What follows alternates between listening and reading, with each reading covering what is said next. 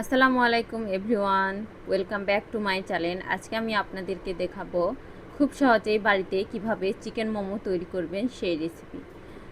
বৃষ্টির দিনে ঝাল ঝাল মোমো খেতে কার না ভালো লাগে। আর যদি বাড়িতেই খুব সহজে তৈরি করে নেওয়া যায় এরকম নরম তুলতুলে চিকেন মোমো, তাহলে তার কোনো কথাই নেই। তো চলুন আর কোনো কথা না বাড়িয়ে সরাসরি চলে যায় রান্নার কাজে। মোমো তৈরি করার জন্য সবথেকে প্রথমে যা প্রয়োজন তা হলো ময়দা, সামান্য তেল, লবণ এবং নর্মাল তাপমাত্রায় থাকা অল্প অল্প পানি দিয়ে খুব ভালোভাবে ময়দার ডোটা তৈরি করে নিতে হবে। ময়দার ডো যত নরম করে তৈরি করে নিতে পারবেন, মোমো খেতে কিন্তু তত নরম এবং সুস্বাদু লাগবে।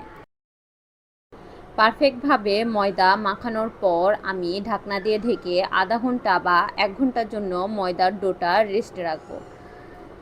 আর ততক্ষণে আমি বাকি যা যা উপকরণ লাগে সেগুলো তৈরি করে নেব।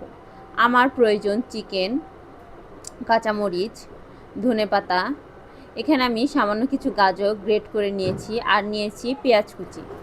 এখন চিকেনের সঙ্গে কয়েক টুকরো রসুন এবং কয়েক টুকরো আদা দিয়ে চিকেন কিমা তৈরি করে নেব।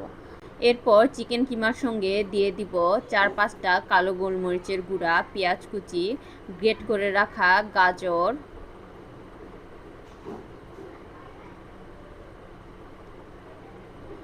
কুচনো ধনেপাতা এবং কুচনো কাঁচামরিচ।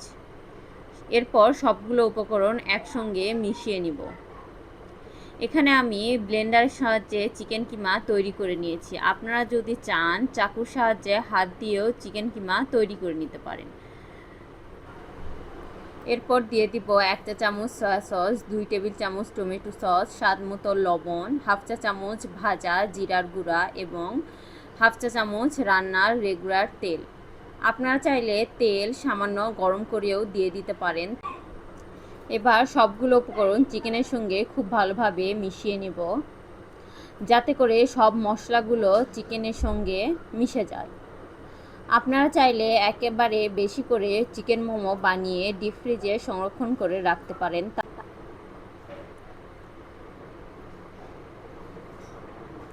আর এই তো এরই মধ্যে আমার ময়দাটাও পারফেক্টভাবে সেট হয়ে গেছে। এখন আমি চিকেন মোমোগুলো বানিয়ে নেব।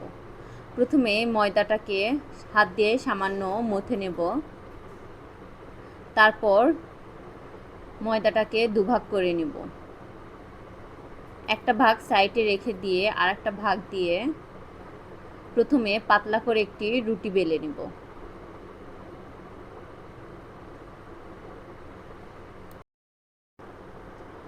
এখন আমি রুটিটাকে অনেক বেশি পাতলা করে বানিয়ে নেব। মোমোর শীট বা রুটি যত বেশি পাতলা করে বানিয়ে নিতে পারবেন, মোমো খেতে কিন্তু তত বেশি মজা লাগবে। এরপর একটি গ্লাসের সাহায্যে আমি ছোট ছোট টুকরো করে রুটিগুলোকে কেটে নেব। এভাবে করলে আপনার কাজটা কিন্তু অনেক সহজ হয়ে যাবে। বারবার লেচি বানানোর কোনো প্রয়োজন পড়বে না। একবারে একটা রুটি বানিয়ে অনেকগুলো মোমোর শীট আপনি পেয়ে যাবেন। ছোট ছোট লেচি করা হয়ে গেলে একটা একটা করে লেচি নিয়ে তার মধ্যে চিকেনের সেই তৈরি করা পুরটা দিয়ে দিয়ে মোমোগুলো তৈরি করে নেব। আপনারা কিন্তু আপনাদের পছন্দ মতো শেপ অনুযায়ী মোমোগুলো তৈরি করে নিতে পারেন।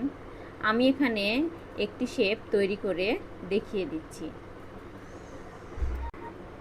এই কাজটা কিন্তু আপনাদের দেখে বুঝে নিতে হবে যে কিভাবে মোমোগুলো বানালাম।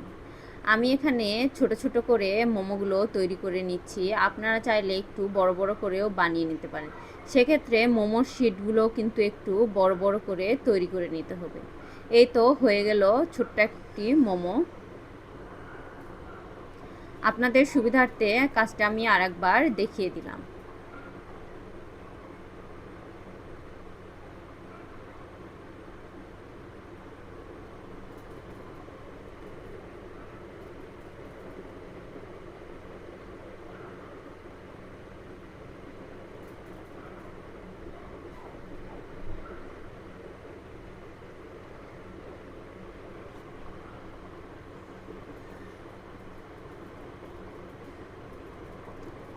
চাইলে কিন্তু এভাবেও রেখে দেওয়া যায়।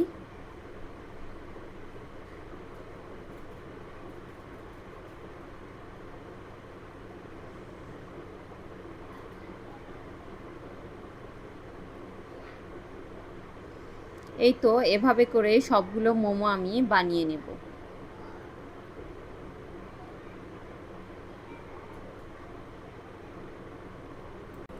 মোমো তৈরির কাজটা কিন্তু অনেক সহজ। আপনারা যারা একবারও বাড়িতে বানান নাই তারা হয়তো ভয় পান বানাতে, যে বানাতে পারবেন কি পারবেন না। এটা কিন্তু খুব কঠিন কোনো কাজ না। আপনারা আপনাদের পছন্দ মতো যা ইচ্ছা তাই শেপ দিয়েও এটি তৈরি করে নিতে পারেন।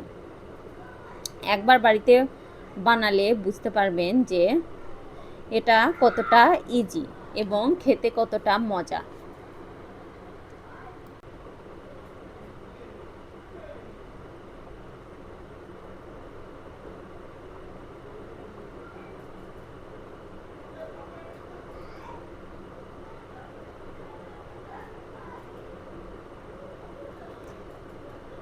এই তো এরই মাঝে আমার সবগুলো মোমো বানানো শেষ। এখন শুধু পানি গরম করে মোমোগুলো ভাপিয়ে নিলেই তৈরি হয়ে গেল গরম গরম সুস্বাদু মোমো। আজকে আমি রাইস কুকারের সাহায্যে মোমোগুলো ভাপিয়ে নেব। রাইস কুকারের মধ্যে পানি গরম করতে দিয়ে রাইস কুকারের উপরের যে ছাঁকনি বা চালনি পাওয়া যায় তাতে সামান্য পরিমাণে তেল ব্রাশ করে তার উপর মোমোগুলো দিয়ে দিব।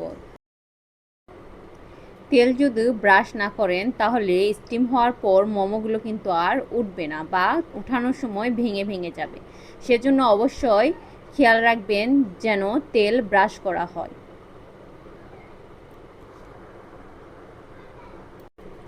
মোমোগুলো দেওয়া হয়ে গেলে ঢাকনা দিয়ে ঢেকে 15 মিনিটের মতো স্টিম করে নেব। তাহলেই তৈরি হয়ে যাবে আমাদের মোমো। এই খাবারটা কিন্তু সুস্বাদু, পাশাপাশি অনেক স্বাস্থ্যকর। আপনারা যারা তেল মশলাযুক্ত খাবার খেতে পছন্দ করেন না তারা কিন্তু খুব সহজেই বাড়িতে এভাবে স্বাস্থ্যকর খাবার তৈরি করে খেয়ে ফেলতে পারেন।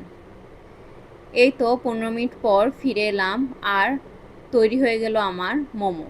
আমি আরও কিছুক্ষণ ঢাকনা দিয়ে ঢেকে রেখে দেব, তারপর গরম গরম পরিবেশন করে নেব।